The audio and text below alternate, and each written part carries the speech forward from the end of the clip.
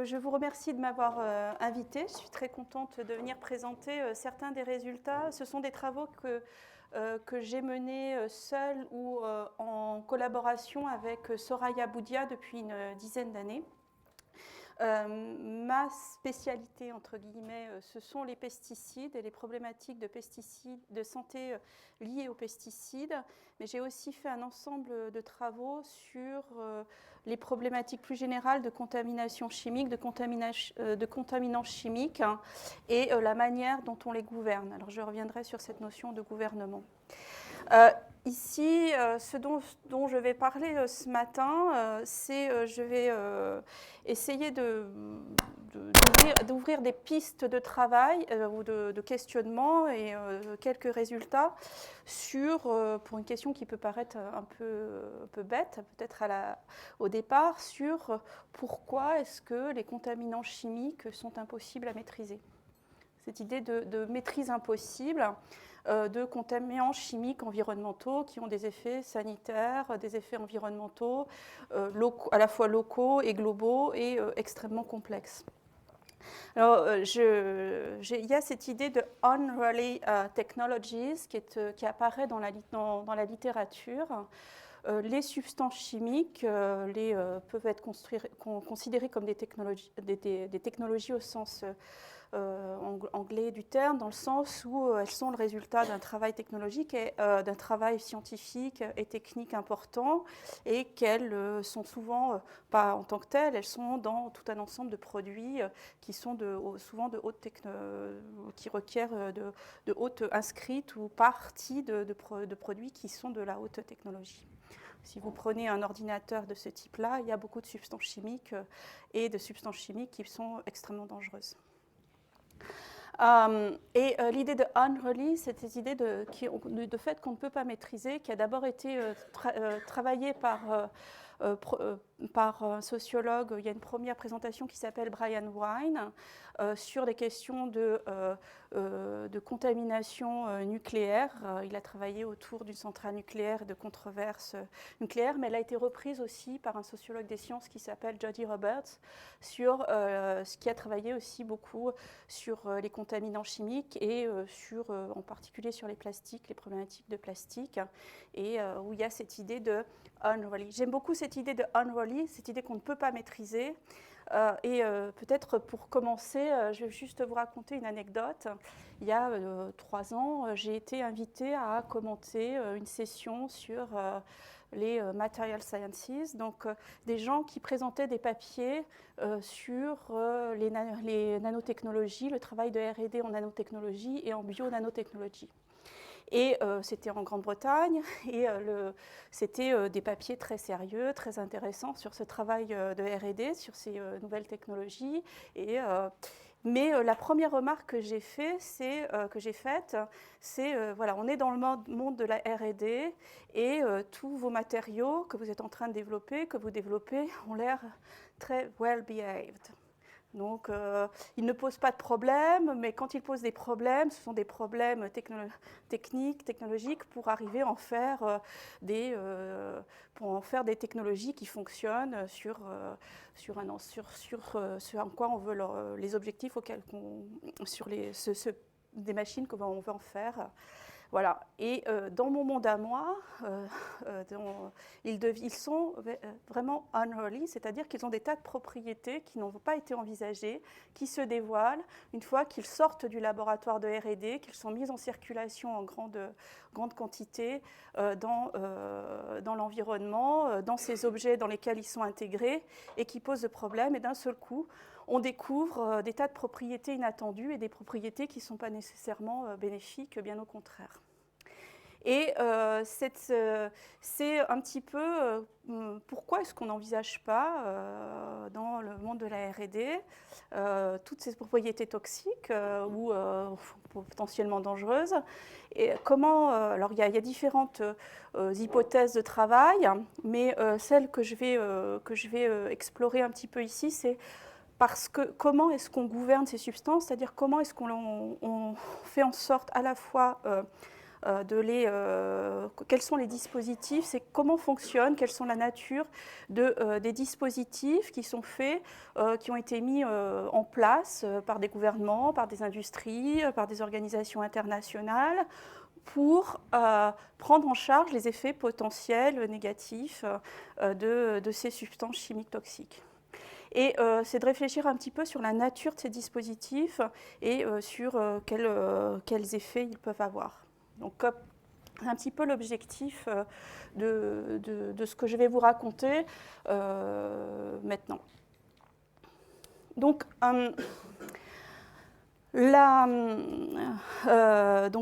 je vais vous montrer un petit peu je vais essayer d'articuler différentes choses.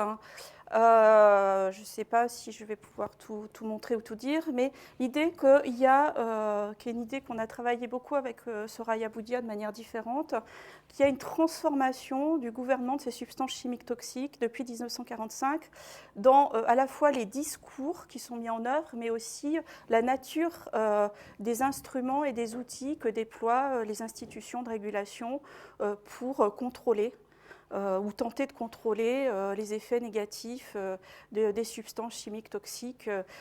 Voilà, c'est un premier élément. Le deuxième élément, c'est il y a une transformation aussi de la matérialité des problèmes. Et je pense qu'ici, vous êtes assez conscients, l'environnement, l'eau, l'air, la terre, le sol, etc., ne sont plus les mêmes que ceux qui existaient en 1950. Et c'est en partie ou en grande partie dû à un déversement extrêmement conséquent de dizaines de milliers de substances dans des quantités qui sont dans des combinaisons et dans des quantités qui sont exponentielles en permanence, et qu'on n'est d'ailleurs plus capable de quantifier aujourd'hui. Et il y a une vraie transformation de la matérialité de l'environnement et donc de la matérialité des problèmes. On n'est plus dans les mêmes problèmes que dans les années... Enfin, en tout cas, il y en a d'autres et de nouveaux qui ne cessent d'apparaître depuis les années 50. Et on peut remonter aussi avant parce que ce qu'on appelle l'ère chimique commence bien avant. C'est l'idée aussi que savoir scientifique, savoir d'expertise, savoir de régulation, ce qu'on appelle qui sont utilisés dans les dispositifs de régulation, de contrôle des substances développés par les États ou par les industries ou souvent ensemble, ce qu'on appelle les regulatory knowledge, ce n'est pas la même chose. Souvent, on les présente comme tous scientifiques, mais derrière ce vocable de scientifique, en fait, il est polysémique. C'est pour moi un problème. C'est quelque chose qui fait de la confusion, qui crée de la confusion, mais une confusion qui est utile. Parce que on va présenter des savoirs de régulation qui ne sont pas du tout produits par des savoirs qui sont produits par des agences, qui ne sont pas produits du tout suivant les canons des sciences, des sciences qui peuvent traiter des problèmes. C'est même exactement le contraire de plus en plus. On est dans des mondes totalement différents et opposés. Et on va les présenter comme scientifiques.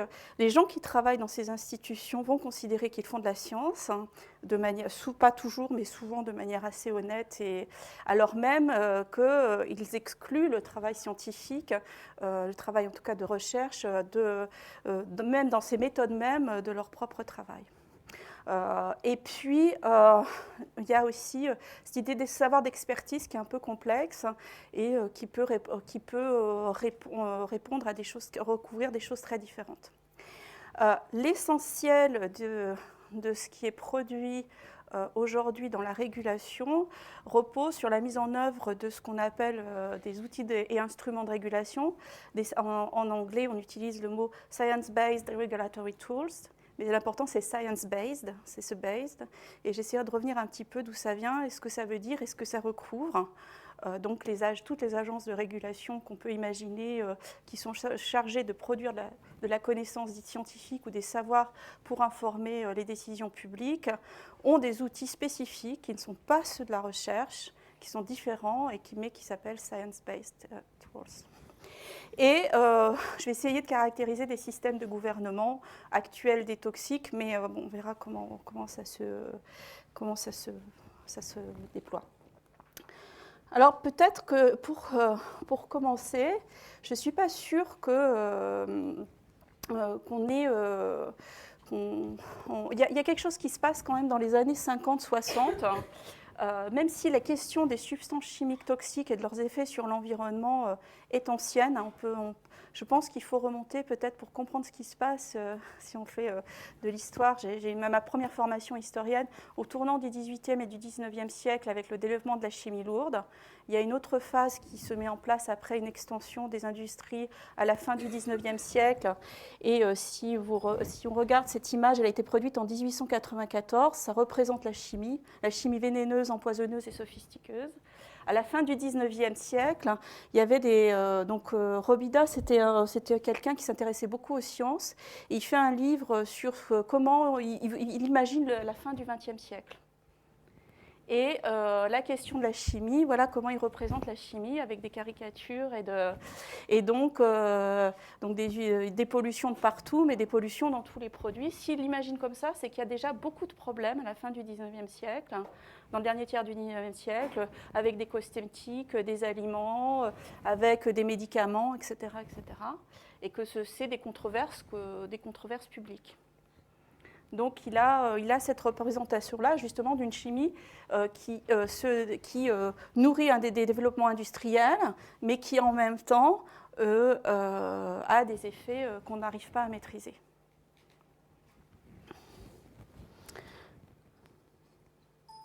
Donc je vais revenir.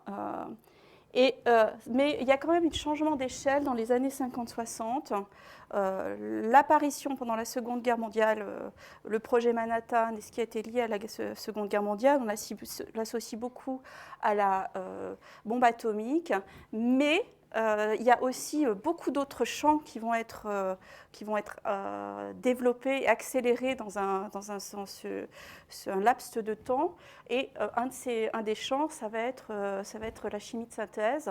Et au sortir de la Seconde Guerre mondiale, les industries ont développé aussi des capacités de production parce que l'État américain l'a demandé à ces industries chimiques pour produire des substances ou des molécules ou des produits dont on avait besoin pendant la guerre. Et par exemple, un insecticide qui s'appelle le DDT, qui est un produit de la chimie de synthèse, qui va être le plus connu, mais il est vraiment lié au projet Manhattan et à des demandes fortes de l'industrie américaine. Il y a plein d'autres produits. Et donc, au sortir de la Seconde Guerre mondiale, l'industrie chimique américaine d'abord, a les capacités, les outils de produire des substances nouvelles en permanence. Le principe de la chimie de synthèse, c'est ça. On peut produire des centaines de substances par jour, on les teste, si elles peuvent servir à quelque chose, on leur trouve un usage. Et voilà, on les met en circulation. Et c'est quelque chose qui change et qui se généralise et s'industrialise très vite dans les années 50-60. Et donc on a donc c'est une belle image de Union Carbide qui va être l'entreprise qui possédait l'usine de Bhopal quand elle a explosé. Mais voilà, Synthetics, which vessels a better life for you. Et c'est l'idée que cette nouvelle chimie apporte de nouveaux produits en quantité dans tous les domaines qui sont vraiment utiles. Et ça va très vite pour vous donner Arnold Lehmann, qui est la Food and Drug Administration, qui dirige le service de toxicologie de la Food and Drug Administration. Là, il écrit c'est en 54. Hein. Donc, en 1954, on estimait déjà qu'il y avait une centaine de catégories d'additifs et de contaminants alimentaires aux États-Unis. Et sur cette centaine de catégories, il pouvait y avoir plusieurs centaines de substances dans chacune des catégories. Quelquefois une dizaine, mais quelquefois plusieurs centaines. Donc, et on est en 54. Alors en Europe, on n'en est pas encore là. On sort juste des logiques de fin. On commence juste à avoir une sécurité alimentaire. Mais c'est juste un exemple de ce que ça veut dire cette arrivée de dizaines de milliers de nouvelles substances comme ça. Et évidemment, il n'y a absolument aucun contrôle, a priori, évaluation de la toxicité qui est fait. C'est des autorisations. Et le système de régulation qui se met en place dans les années 50-60 pour certains types de produits, et on va commencer par les aliments par exemple, se met en place beaucoup plus lentement et de manière beaucoup plus lacunaire, beaucoup plus extrêmement limitée face à cette déferlante de nouveaux produits, de nouvelles substances et de nouveaux usages, dans des quantités extrêmement différentes. Donc à la fois les scientifiques, les sciences qui vont s'intéresser à ces types de questions sont un peu en retard, parce qu'ils ne peuvent pas suivre, mais aussi les systèmes étatiques ou internationaux qui commencent à réémerger, à s'emparer de ces questions, sont aussi déjà très en retard par rapport à ce qui a déjà été déversé, ce qui est en cours. Et donc, il y a des formes de situations, de faits accomplis aussi, qui sont mis en œuvre. Et ces logiques-là, on les retrouve en permanence jusqu'à maintenant. Hein. On est vraiment dans ces logiques-là aussi encore aujourd'hui pour tout un ensemble de substances. Ce qui se passe dans les années 50-60, c'est qu'on va développer un discours. Alors, je dis un discours, hein, ce n'est pas ce que je vous ai dit, c'est un discours qui est issu de la première moitié du XXe siècle.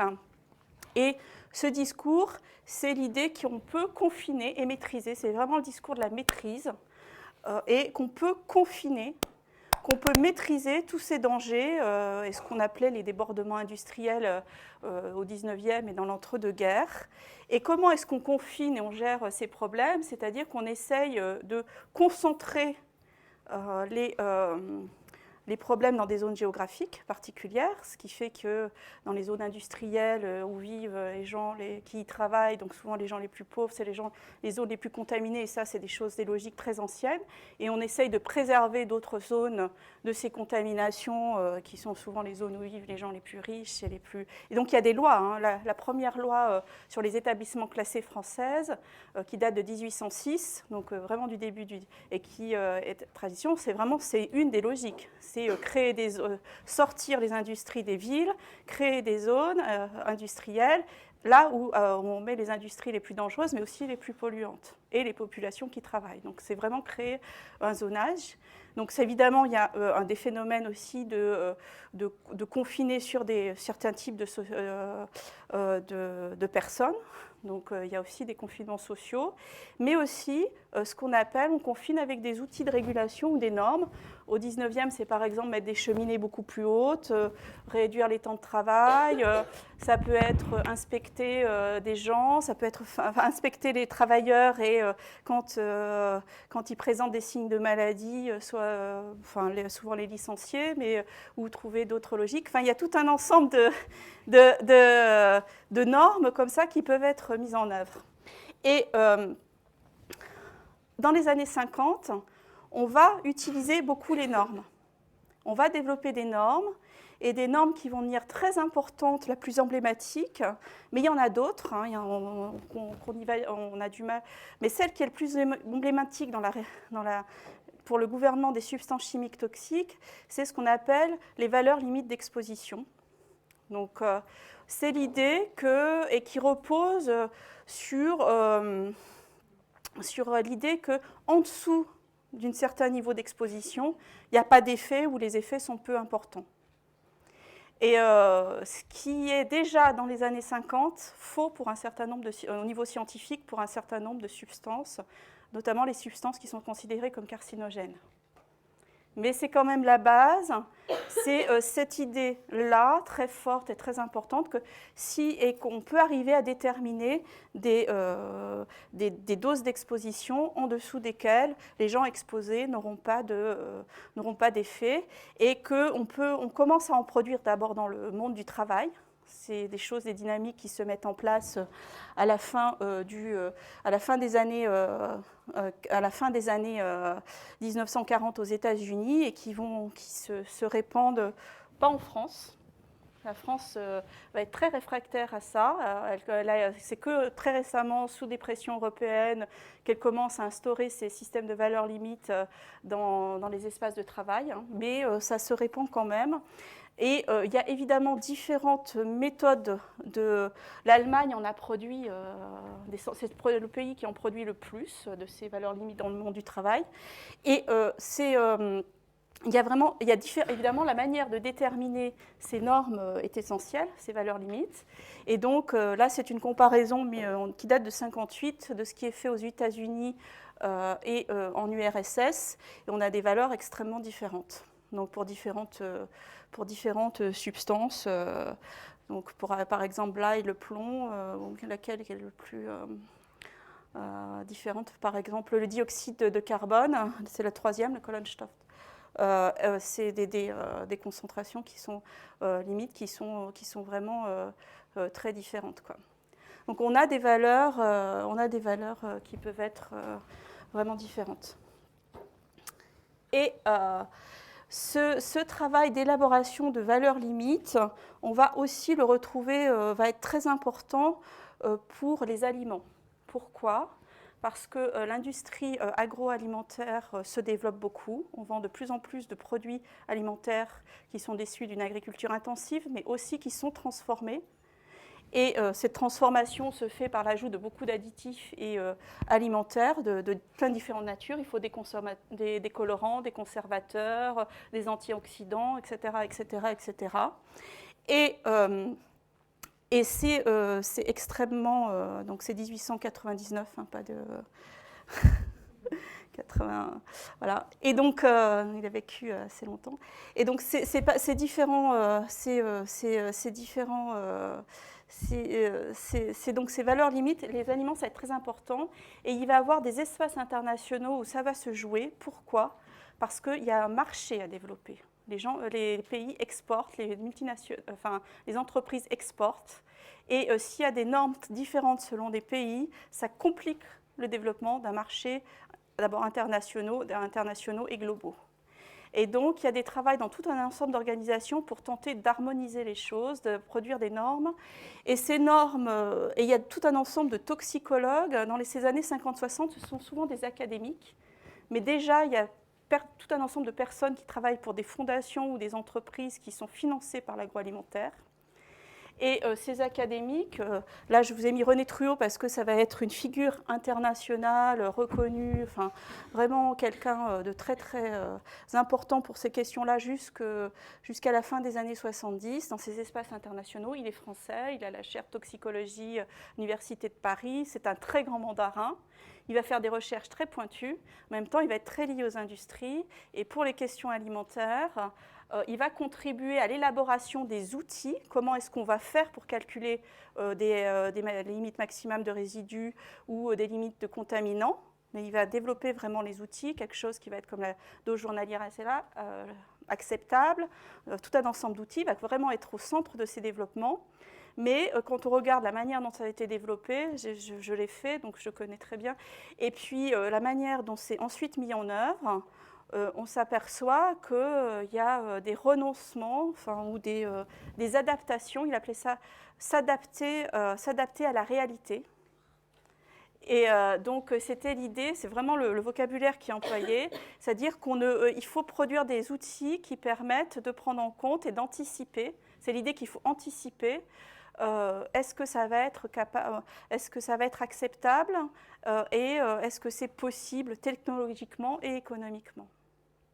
Donc toute la conception des outils, et ensuite dans la mise en œuvre, évidemment, on va encore plus loin, puisque là, les industries sont encore plus présentes et elles peuvent exercer tout un ensemble entre guillemets, de pression. À cette époque-là, on ne parle pas de lobby, contrairement à ce qu'on fait aujourd'hui, mais parce que c'est quelque chose de normal que les industries soient présentes et participent à l'élaboration des normes.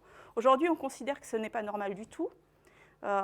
Mais de fait, tous ces systèmes internationaux, à commencer par le système européen, se sont construits dans le temps avec le fait que la présence, et dans les espaces nationaux aussi, le fait que les industries soient présentes est un fait normal.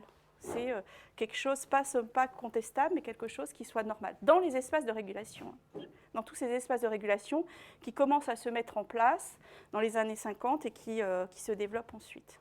Cette présence, c'est quelque chose de normal.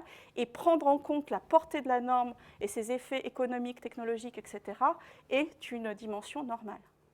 Portée de la norme dans le développement des outils et portée de la norme ensuite dans sa mise en œuvre qui nécessite tout un ensemble d'adaptations. Cependant, c'est même des gens comme Truot ont quand même une activité scientifique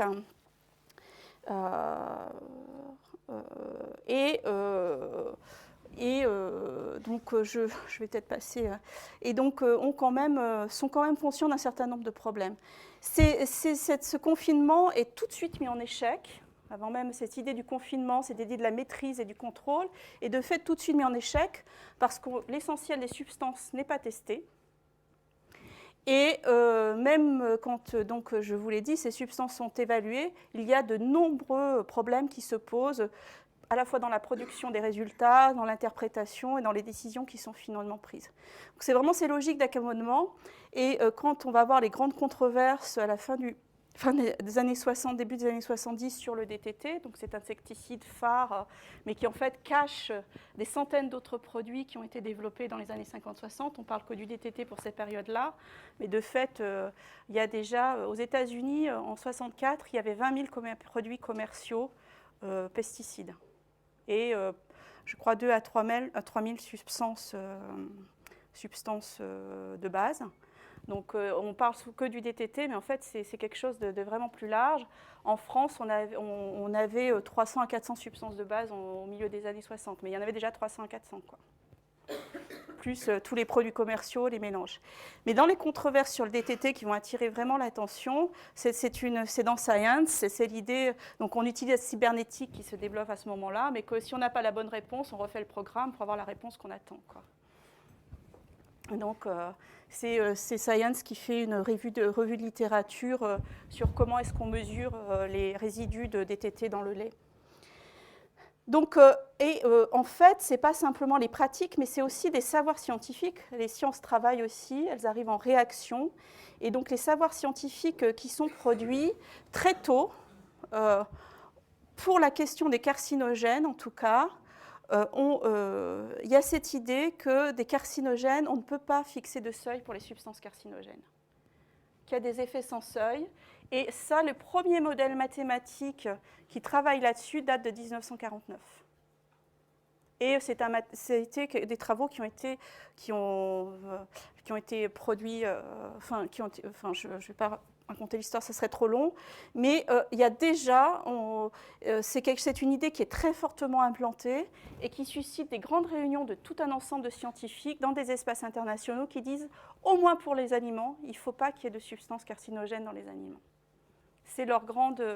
Même pour des gens comme Truot, qui sont pourtant très liés, très investis, disent qu'il y a quand même des choses qu'on ne peut pas accepter. Et c'est cette idée que les substances carcinogènes ne doivent pas être dans les aliments. Et il va y avoir un gros travail qui va être tenté. Mais ça ne... Et puis, il y a cette idée aussi qu'il n'y a pas seulement des carcinogènes qui sont sans seuil, mais il y a l'idée qu'il y a des co-carcinogènes. Donc, l'idée qu'il y a des substances toutes seules qui sont inactives, enfin qui n'ont pas d'effet secondaire, mais si on les met avec d'autres, elles vont augmenter les effets des carcinogènes, ou que tous ensemble, elles vont devenir carcinogènes. Il y a aussi l'idée, là on est un peu plus tard, mais qu'il y a des cocktails, l'effet cocktail est beaucoup dans les aliments notamment. Et donc, voilà, avec ces effets cocktails, comment est-ce qu'on les prend en compte ? Mais ce sont des questions finalement qui vont poser beaucoup de problèmes dans ces instances de régulation. La question des effets cocktails, elle va être très largement débattue dans les milieux scientifiques et dans ces espaces de régulation parce qu'il y a encore beaucoup de scientifiques qui font aussi de la recherche, qui publient, etc. Mais ça va être repoussé. Et repoussé, c'est-à-dire que dans les outils qui sont finalement mis en œuvre, qui sont produits, à la fois le discours de la maîtrise continue à être présent, mais dans le même temps, on ne prend pas en compte la problématique des carcinogènes, on ne la prend pas vraiment en compte. Et on se dit qu'on peut, même si c'est problématique, on peut quand même autoriser des substances qui sont carcinogènes dans les aliments, alors qu'il y a un discours public et quelquefois des lois qui les interdisent. Il y en a aux États-Unis, il y a tout un discours public. Et on dit, et les questions type co-carcinogène ou les effets cocktails, ou ce type de questions, on les repousse. C'est-à-dire, on dit on ne peut pas les traiter, c'est trop compliqué, ça ne fonctionne pas dans la régulation. Évidemment, si on se met à les prendre au sérieux, ça veut dire interdire beaucoup de substances, beaucoup plus substances, et les industries sont contre. Elles vont toujours militer pour des évaluations usage par usage, c'est-à-dire qu'on ne prend pas en compte les autres usages, et substance par substance. C'est vraiment leur grand... parce que si on sort de ça, on a très vite... ça devient très vite à la fois très compliqué, mais ça veut dire aussi qu'il y a tout un ensemble d'activités industrielles qui s'arrêtent. Et tout ensemble de développement de produits qui s'arrêtent. Ça, on n'en a plus. On n'a plus d'ordinateur, clairement. Ce n'est pas simplement les aliments, mais c'est des vrais dilemmes. Bon, je vais passer un peu à la suite. Ah, il est quelle heure? Je ne vois pas. Je n'ai pas beaucoup d'apprendre. Voilà, excusez-moi. Et dans les années 70, il y a vraiment de très grands bouleversements.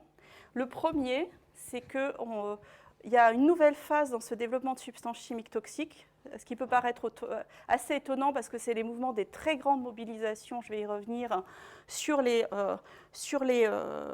substances chimiques et la pollution. C'est vraiment une explosion du nombre de substances entre 60 et ce mouvement d'accélération de l'utilisation des substances chimiques et de production de nouvelles substances. Donc il y a une évaluation, voilà, en 70, on a c'est 171 millions de dollars et en 2010, c'est 4,12 alors trillions, je ne sais plus ce que c'est. Enfin, voilà, c'est vraiment une explosion totale de la valeur, mais aussi des quantités qui ont été mises en circulation. Donc on a une nouvelle phase à partir des années 70. Alors même que déjà on a 62 000 substances aux États-Unis qui n'ont pas été testées du tout, qui n'y a absolument rien, et qu'on met, on met un dispositif qui s'appelle TISCA pour les tester, mais de fait en 91 il n'y en aura que 200 qui auront été testés sur ces 62 000 et d'autres seront arrivés. Ça peut paraître paradoxal parce que fin des années 60, début des années 70, c'est vraiment une époque de très grande mobilisation. C'est quelque chose qu'on ne connaît pas, qui va commencer aux États-Unis, mais qui va être à l'échelle de la planète, avec cette idée qu'on est à une période charnière et que si on n'agit pas maintenant, c'est un peu la fin on parle de la fin du monde, de la fin de la planète, etc., etc. Mais en tout cas, et ça suscite la création il va y avoir des substances phares, les PCB, le DTT, enfin tout un ensemble de substances qui vont émerger, le nucléaire évidemment aussi. Et on va avoir vraiment tout un ensemble d'organisations militantes qui deviennent rapidement transnationales, type Greenpeace, mais il y en a d'autres, il y en a plein d'autres, les Amis de la Terre, il y en a tout un ensemble d'autres, qui sont quand même des organisations qui viennent des États-Unis ou du Canada au départ, pays d'Europe, et qui sont centrées sur le consommateur, le riverain, qui ne sont pas liés aux questions de travail, qui ne sont pas liés aux questions d'inégalité, etc., etc.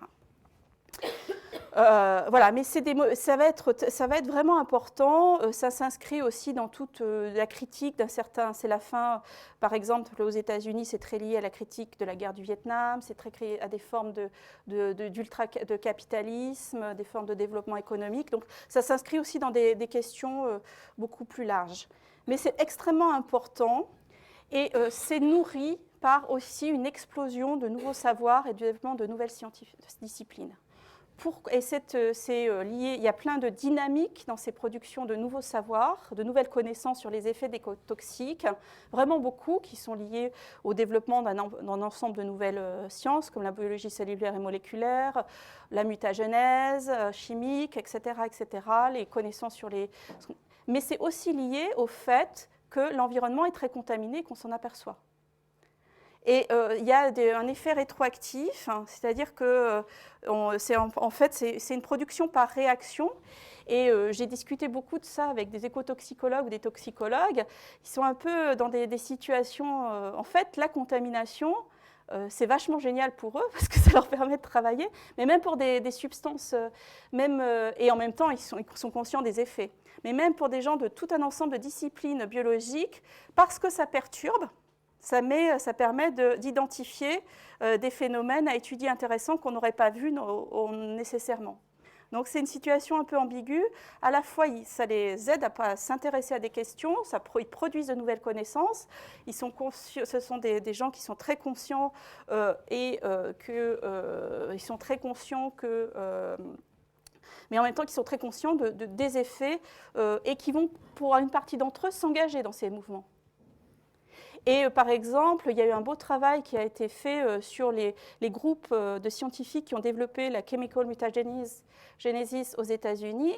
Ce sont vraiment des scientifiques qui sont devenus militants, très militants, qui ont à la fois développé un nouveau champ qui n'existait pas, mais qui en même temps se sont engagés et sont devenus militants. Et ça s'est développé ensemble. On a une partie des écotoxicologues aussi qui sont dans ces logiques-là. On a des champs qui vont développer sur des, par exemple, environmental hormones, qui vont développer, qui vont être un champ important pour le développement un peu une décennie plus tard, 1 ou 2 décennies plus tard, de la question des perturbateurs endocriniens. Une partie des gens qui ont développé cette problématique étaient dans ce champ-là.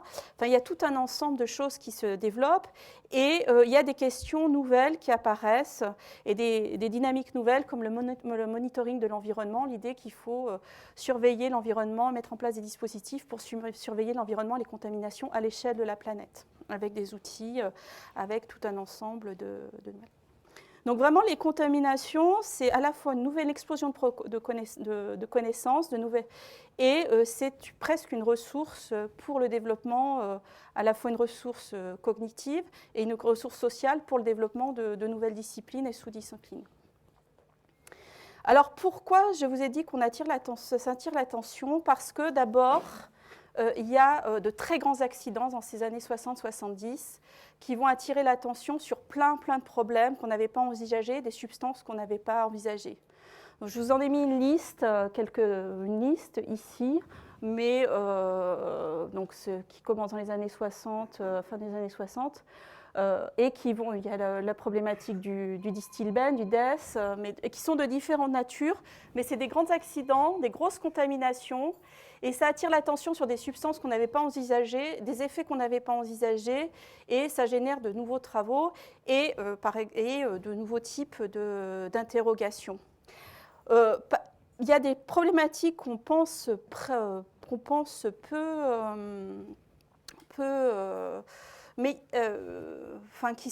qu'on imagine assez récentes, comme la problématique des faibles doses de perturbateurs endocriniens. En fait, c'est des questions qui commencent à émerger dans les années 70 et en lien avec ces accidents et pas seulement le distilbène. Par exemple, là, c'est un accident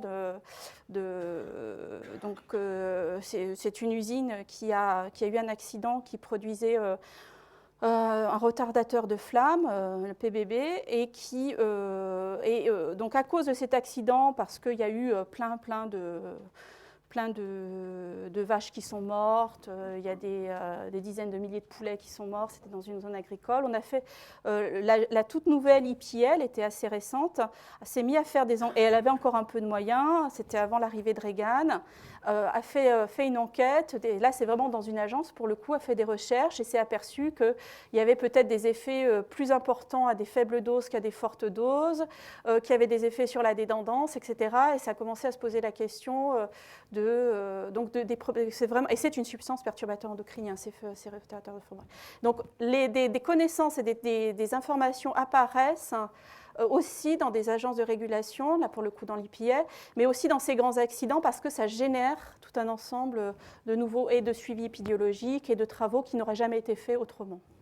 Ce qui se passe dans les années 70 aussi, c'est qu'on réalise que au début des années 70, que désormais, toute la Terre est contaminée. C'est vraiment ce moment-là, début des années 70, qu'on prend conscience de ça. Alors, je ne peux pas... Et ça se fait aussi dans le cadre d'une ouverture du dégel de la guerre froide, un petit peu. Et il y a plein de travaux, plein de congrès, mais c'est vraiment le constat. On ne peut plus trouver un espace sur la Terre où il n'y a pas de contaminants. Et on essaye encore, au début des années 70, de créer des espaces qui seraient préservés pour permettre de faire des tests comparés, et on n'y arrive pas. C'est-à-dire on n'arrive pas à trouver d'espace qui n'aurait pas de contaminants, mais on cherche dans tout un ensemble de lieux où, a priori, il n'y a jamais eu d'activité humaine, mais même ces lieux-là, les plus reculés, sont contaminés. Dès qu'on cherche des contaminants, on en trouve. Et donc, on a cette prise de conscience-là, et c'est l'idée qu'il faut surveiller ces contaminations. Et c'est le début d'une forme de naturalisation des contaminations.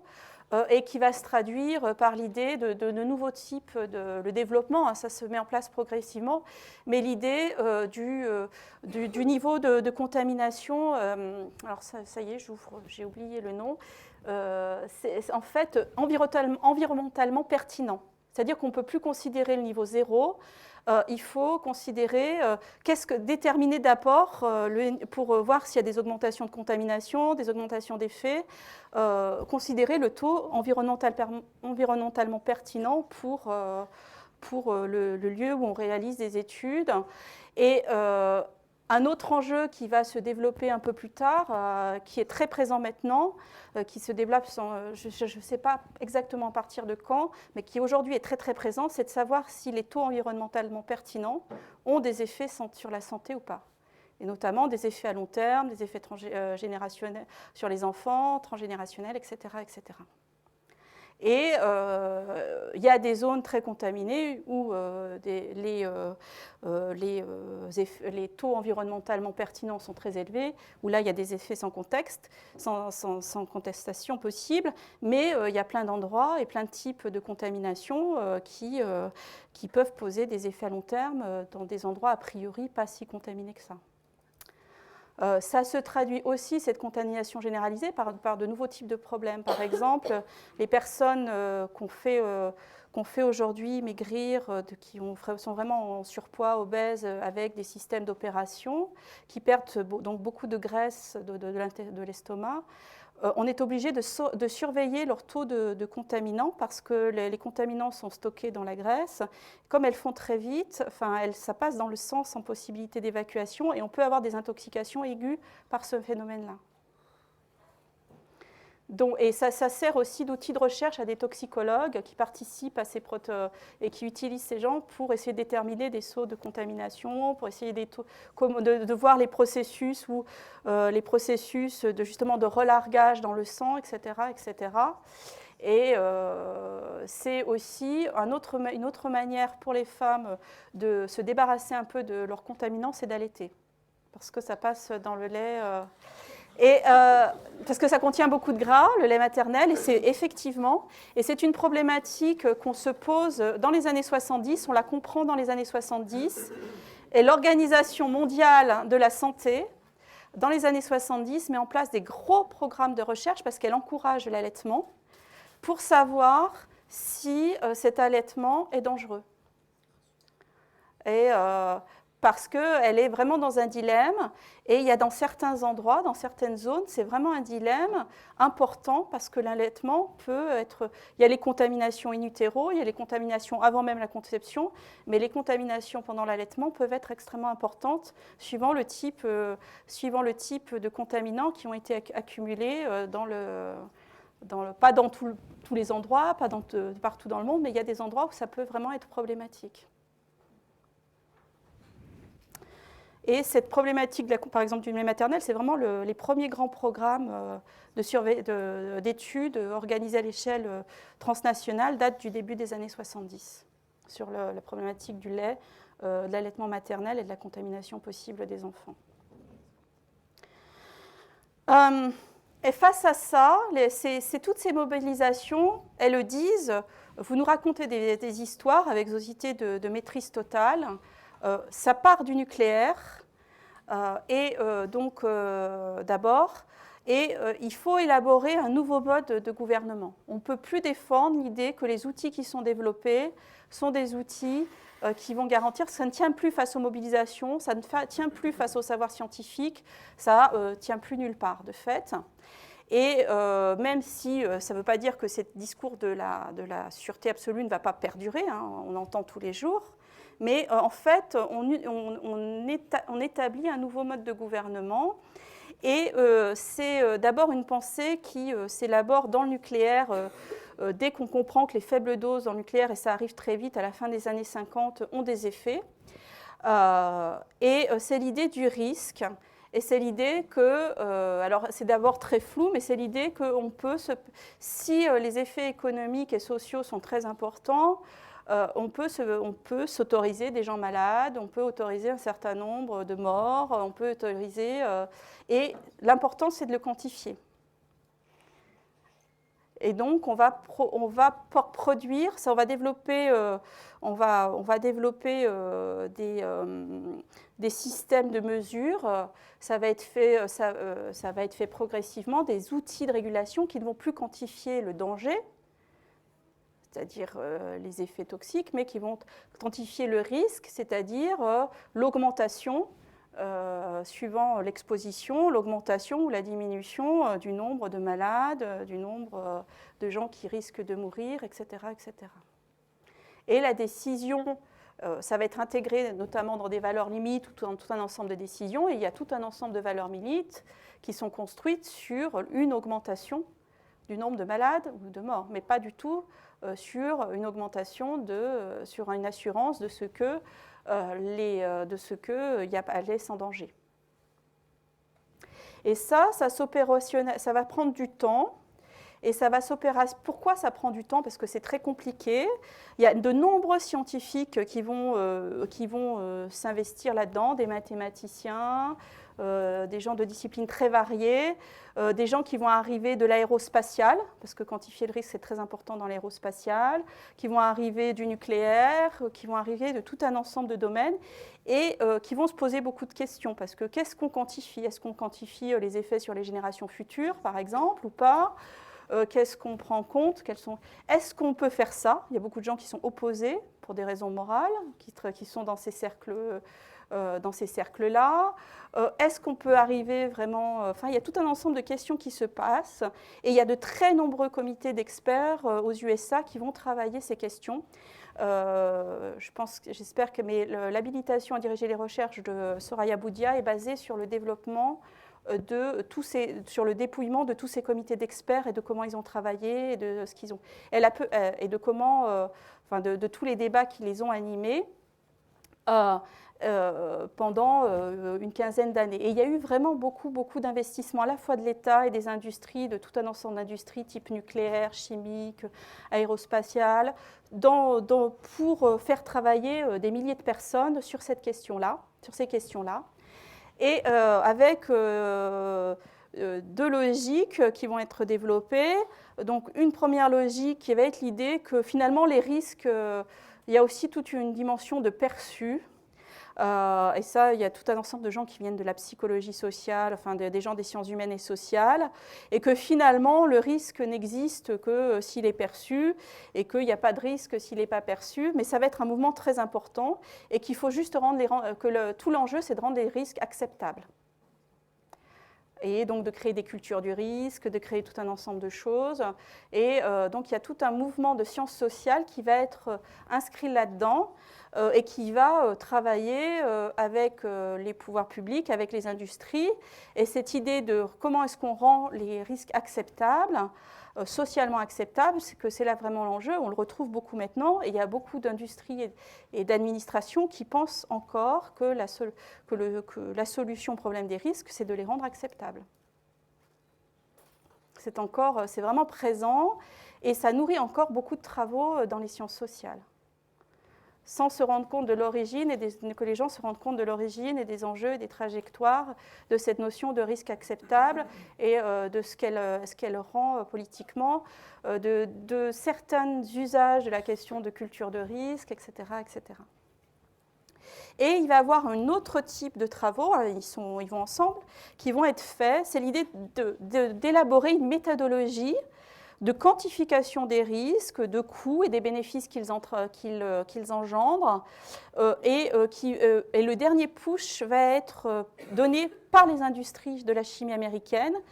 Il y a 150, je crois, ou 175 entreprises qui vont se regrouper ensemble dans l'American Industrial Health Council. En 1977, qui vont dire bon, maintenant ça suffit, il nous faut quelque chose, et qui vont pousser à ça ce qu'on appelle le Headbook, qui est aujourd'hui le manuel de base, la Bible de toutes les agences d'évaluation des risques au monde, dans tous les domaines que ce soit, et qui a ensuite été retravaillé évidemment. Et l'idée, c'est d'avoir une méthodologie générique. Donc c'est un instrument pour le coup d'évaluation des risques, de quantification des bénéfices, de quantification des coûts engendrés, ces coûts incluant les vies humaines, qui ont un prix auquel on attribue une valeur financière. Et donc, on va avec l'idée aussi qu'il faut séparer l'évaluation de la décision, parce que la décision est publique, etc., etc.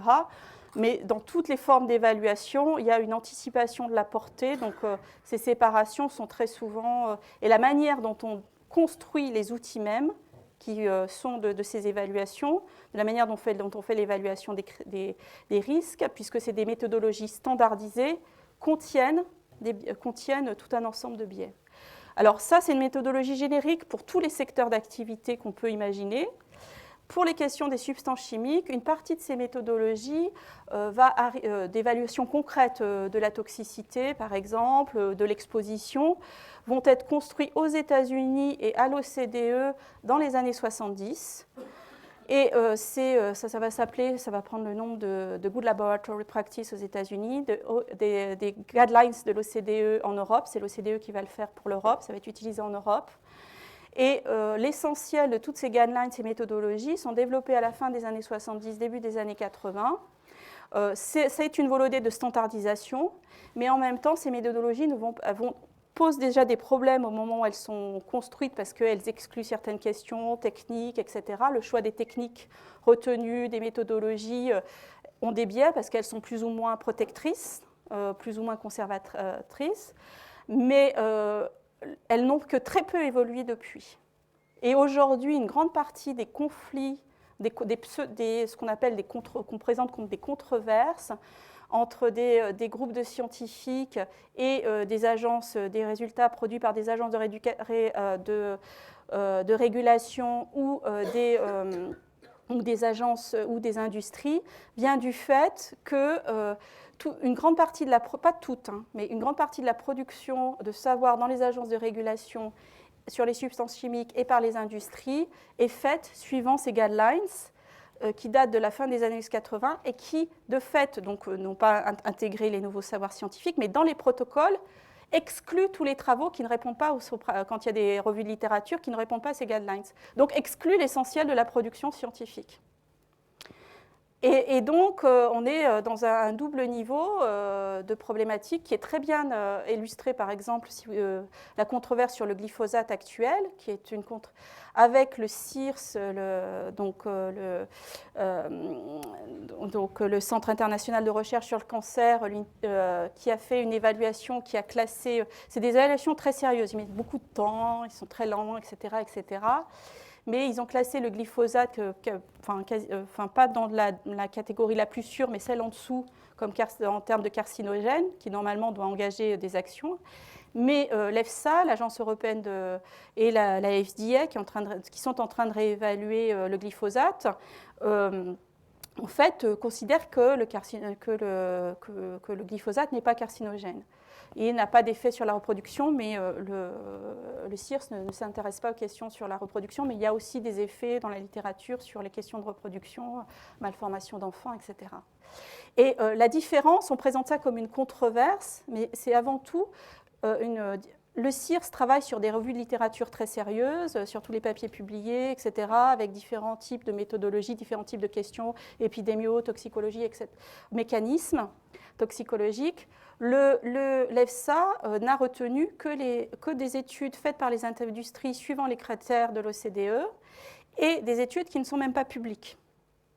Et donc a exclu toutes les autres études sur lesquelles se base le CIRS, qui sont des études scientifiques publiées et revues de littérature. Et l'EFSA refuse de rendre publiques aussi ces études avec l'argument du secret industriel, qui en Europe ne peut pas être levé, contrairement aux États-Unis, dans certains contextes. Alors il faut des procès, tout un ensemble de complexes, peut être levé. Et un sénateur a réussi à obtenir 150 000 pages de documents internes de Monsanto, américain, produits par Monsanto depuis 30 ans sur la toxicité du glyphosate. Ça a été analysé pendant 2 ans par deux scientifiques qui considèrent que Monsanto a acquis au cours de ces 30 ans tout un ensemble de preuves et d'évidences sur de multiples effets du glyphosate. Cependant, ces scientifiques ne sont pas autorisés à rendre public donc si vous voulez avoir un nouveau check par d'autres personnes, parce qu'ils ne sont pas autorisés à rendre public les 150 000 pages de documents. Il va falloir une nouvelle étape judiciaire pour pouvoir rendre public ces documents et que ce soit analysé par d'autres personnes qui confirment l'analyse de ces deux premiers scientifiques. Mais il y a quelquefois des possibilités. Ça ne veut pas dire qu'une fois que c'est révélé, qu'il y a des actions en justice qui aboutissent. Hein, c'est plus compliqué. Mais il y a beaucoup de choses sur les industries chimiques qui ont été révélées aux États-Unis qui sont impossibles dans d'autres pays parce que ce qui se passe, c'est que quand il y a des actions juridiques, on doit fournir les documents et les industries les fournissent. Même si maintenant ils emploient à grands frais ce qu'on appelle des record managers, qui sont chargés de bien veiller à que ne soit conservé que ce qui obligatoirement, d'après la loi, doit être conservé, quoi. Mais on a eu beaucoup de procès comme ça, donc je vais juste passer, parce que j'ai prévu beaucoup d'autres choses. Et donc, comme je vois que le temps, j'ai beaucoup trop parlé, je vais passer tout ça. Et simplement, on est aujourd'hui clairement dans un monde toxique. C'est pas moi qui c'est l'idée de toxic world. C'est un concept qui est né à la fin, qui est né dans les comment dire, qui est né dans des mouvements militants probablement dans les années 80. On n'arrive pas américain. Et qui a été repris comme catégorie d'analyse dans tout un ensemble de travaux en sciences sociales, et puis qui a aussi un succès assez important toujours dans des mouvements, dans des mobilisations. Mais ce n'est pas simplement ça, c'est aussi objectivé par des organisations entre guillemets très sérieuses, comme l'OCDE, qui a piloté au début des années 2000 une très grande enquête qui a impliqué tout un ensemble d'organisations comme l'UNEP, donc l'Organisation des Nations Unies pour l'environnement, l'OMS, mais aussi des industries chimiques qui ont été très impliquées là-dedans. Donc ça s'appelle le Global Chemicals Outlook. Donc vous pouvez trouver le rapport final, mais en cherchant bien, on arrivait à trouver. Moi, j'ai récupéré ils avaient du mal à sécuriser leur site, mais les rapports intermédiaires, enfin certains rapports intermédiaires en tout cas, qui n'étaient pas pour être publics. Mais même le rapport final, public, qu'on peut télécharger, est très très intéressant parce que ce qu'il fait, c'est ce qu'ils ont essayé de quantifier. Ils ont été très sérieux, ils ont essayé de quantifier tous les polluants, les contaminants, les substances chimiques de l'extraction, parce qu'il y a beaucoup d'activités minières pour produire des contaminants chimiques. Hein. Il y a du matériau de base. Et les mines, c'est des lieux, c'est des sources de pollution et des sources de contamination, quelles qu'elles soient, extrêmement importantes. Et puis dans le transport de ces matériaux, dans leur traitement, dans les usines, sur les sites, des riverains des sites, dans les utilisations, les déchets, etc. Ils ont essayé de vraiment quantifier tout ce qu'ils pouvaient trouver. Et ils l'ont quantifié d'abord économiquement, hein, on est à l'OCDE, on a des industries, ce que ça représente. Et leur première conclusion, c'est... voilà, donc ils ont essayé de quantifier, donc on ne sait pas quel est le nombre de substances chimiques qui ont été mises sur le marché. Déjà, ils n'arrivent pas à identifier eux-mêmes.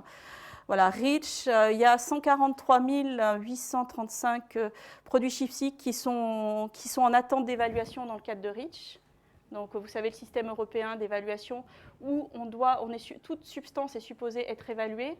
Mais en fait, il y a des systèmes de classification qui sont mis en place.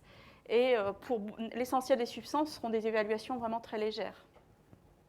Donc, il y a très peu de substances qui arrivent à des niveaux d'évaluation un peu plus sophistiqués. Voilà, mais on a des estimations de ce type-là. Voilà. On a des tas de données comme ça qui sortent sur... Et l'idée aussi, c'est qu'on ne sait pas les quantités, alors aujourd'hui, mais aussi qui sont accumulées sur le temps, que c'est impossible à faire, mais on a aussi peu de connaissances finalement sur les effets humains et environnementaux de tous ces contaminants. Donc ils reconnaissent tout à fait que voilà, il n'y a qu'une toute petite partie des éléments qui ont été mis en place. Et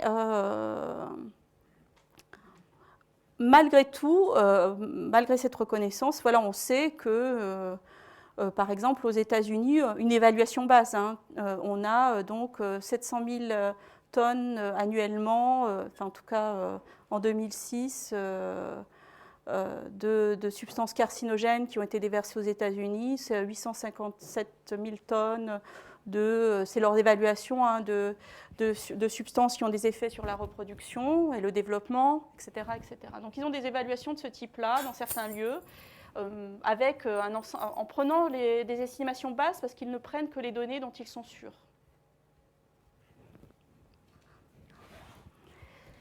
Donc c'est vraiment, comme on a beaucoup de méconnaissances, c'est vraiment important. Mais ce qui est important aussi dans ce document, c'est l'idée que de toute façon, on est dans ce qu'ils appellent the intensification, ce qu'ils appellent l'intensification de la chemicalization, ils appellent ça comme ça, of all economies, va continuer à s'accélérer. Et que c'est un fait, que ça ne peut pas être changé, et que le point de départ, c'est celui-là, c'est cette intensification du fait que toute l'économie dépend de substances chimiques, et si vous y réfléchissez, il y en a de partout, ne peut que s'accélérer et devenir vraiment... ne peut que s'accélérer, et qu'on ne peut pas arrêter ça. C'est le point de départ. Et donc, pour maîtriser ces effets sanitaires et environnementaux, on ne peut pas... penser à une diminution de l'accélération ou une limitation de l'accélération. Et donc finalement, ils tentent de proposer des solutions, mais qui sont des solutions qui ont été éprouvées depuis très longtemps et qui ne fonctionnent pas, parce que si c'est des solutions qui fonctionnent, ça veut dire arrêter des pans entiers d'académie ou changer de monde économique et industriel. Donc ils sont un peu dans une impasse. Ce rapport est très intéressant à lire parce qu'il montre cette impasse, un peu ce système. À la fois on reconnaît tout un ensemble de problèmes, que ces problèmes ne sont pas maîtrisés, ne sont pas maîtrisables, qu'il y a tout un ensemble de méconnaissances sur les problèmes qui sont potentiellement et qui existent, mais qu'en même temps, que toute l'économie, les matériaux bruts, je ne parle pas des matériaux transformés qui contiennent des substances chimiques de quelque nature ce soit, c'est déjà 10% du commerce mondial. Et donc, on ne peut pas retirer ça, on ne peut pas même le diminuer, on peut pas. Et donc finalement, les solutions sont un peu des pansements, des petits sparadraps sur quelque chose. Et donc on le voit bien dans ce rapport, dans cette contradiction absolue qui est reconnue même par une organisation comme l'OCDE et un ensemble de ses partenaires, quoi. Voilà. Et donc dans ce monde-là, finalement, ce que Soraya Boudier et moi avons appelé, il y a un nouveau mode qui a émergé. Ça ne veut pas dire qu'il n'était pas présent avant, mais qui devient dominant, c'est-à-dire que ce n'est plus le risque, finalement, qui est en train de se dégager comme discours dominant, ce n'est plus la maîtrise, même si on les trouve, on le trouve dans plein d'endroits, mais de fait, un nouveau discours s'élabore depuis peut-être le début des années 2000, avec des travaux, avec des lieux où on expérimente ce nouveau mode, comme Tchernobyl. L'Union européenne a financé des travaux importants pour expérimenter le développement de nouveaux outils dans des zones très contaminées, comme Tchernobyl, qu'on peut expérimenter dans des zones très contaminées comme les Grands Lacs entre les États-Unis et le Canada, où il y a beaucoup d'industries pétrolières, pétrochimiques, qu'on peut expérimenter aussi dans les Antilles françaises avec la contamination au chlordécone, qui sont des contaminations très durables. Puisqu'on vit dans un monde qui est contaminé, c'est un fait. Et donc, il faut trouver les moyens de s'adapter, donc de vivre avec et d'organiser le vivre avec les contaminations. Et c'est vraiment pas simplement un discours, c'est pensé avec l'idée que voilà, il faut. Alors c'est des modalités très différentes. Comment est-ce qu'on imagine ce vivre avec? C'est le développement d'outils qui sont remis aux individus, et c'est à chaque individu dans ce monde très contaminé de gérer ses propres expositions et de gérer les propres risques. On lui délègue la responsabilité des propres risques qu'il est prêt à prendre. Et on va mettre en place des guidelines, par exemple, qui vont dire, voilà, si vous mangez tel poisson, là c'est près des Grands Lacs, c'est quelque chose qui est près des Grands Lacs, d'une zone du nord, donc de la frontière entre les États-Unis et le Canada, où il y a 2 siècles d'industrie chimique très polluante, donc c'est très très pollué. Et on explique, voilà, vous ne mangez pas ce poisson, parce qu'à cause des pollutions chimiques. Celui-là, vous pouvez éventuellement manger 1 fois par mois, mais pas plus. Ceux-là, vous pouvez éventuellement manger, etc. 2 ou 3 fois. Mais ça devient de plus en plus complexe. Par exemple, ne donnez surtout pas ce poisson à vos filles parce qu'il y a des populations indiennes qui vivent autour et qui se nourrissent de la pêche, à vos filles si elles ont, dès qu'elles entrent jusqu'à l'âge de 14, 15 ou 16 ans, qu'elles aient fini leur puberté, parce que sinon, elles auront des enfants, elles auront des garçons. Si un jour elles décident d'avoir un enfant, et qu'elles auront un garçon, ce garçon sera mal formé. C'est des effets perturbateurs endocriniens. On a des zones autour de ces grands lacs où il y a plus que 30% de garçons et 70% de filles. Dans certaines populations. Donc c'est exactement ce qui se passe sur les poissons, avec aussi des problèmes d'intersexuation qui sont extrêmement importants, mais ça fait partie, c'est qu'un problème parmi d'autres. Et donc, on demande aux gens, ou à Tchernobyl, tous ces travaux, où il y avait beaucoup de Français d'ailleurs, de scientifiques français qui ont participé, on a mis en place, développé des outils en disant aux gens, voilà, si vous sortez, vous marchez tant de minutes, tant d'heures, tant de temps dehors, votre niveau de contamination va être de temps. Si vous laissez jouer vos enfants, si vous mangez de votre jardin telle chose, votre niveau de contamination sera de temps. L'objectif, c'est qu'à la fin de la journée, vous ne dépassiez pas tant, ou à la fin du mois de contamination. Donc on retransfère sur les individus, on ne peut pas les déplacer, on ne peut pas décontaminer, la gestion d'une partie des effets et des problèmes. Voilà, donc c'est une forme de biopolitique qui est assez foucalienne, mais qui est complètement détournée. Voilà. Et on a la même chose aux Antilles françaises. Il y a tout un ensemble de dispositifs qui ont été mis en place, mais les dispositifs importants qui ont été mis en place, c'est ce qu'on appelle des éducations des populations à cultiver autrement, manger autrement, et où on leur explique si vous mangez telle ou telle chose, vous allez vous contaminer, si vous buvez telle ou telle chose, etc. etc. Et l'interdiction de tout un ensemble d'activités, notamment de pêche, parce qu'il y a aussi les bords de mer qui ont été contaminés avec l'arrivée et donc il y a tout un ensemble d'activités économiques qui ont disparu, mais on n'en propose pas d'autres, mais aussi c'est sur l'alimentation. Donc c'est vraiment les individus qui ne sont pas la cause des problèmes, c'est beaucoup plus compliqué que ça, mais qui doivent porter eux-mêmes et gérer. Et l'État et les industries polluantes considèrent que leur responsabilité, c'est simplement de mettre à disposition des outils de ce qu'on appellerait en anglais de self-management. Et ça, c'est quelque chose avec Soraya Boudia, on s'est beaucoup intéressé à ça, qu'on voit émerger à la fin des années 90 et qui se déploie dans tous les rapports internationaux qu'on a vus, dans les programmes de recherche qu'on a vus et dans des dispositions réglementaires. En France, la DGAL vous explique, vous ne le savez pas, mais qu'il ne faut pas que vous mangiez plus de 2 salades produites en Bretagne par semaine, 2 portions de salade produites en Bretagne par semaine, parce qu'elles contiennent trop de nitrates. Si vous en mangez plus, vous allez dépasser le taux de nitrate qui est considéré comme étant pas dangereux pour la santé.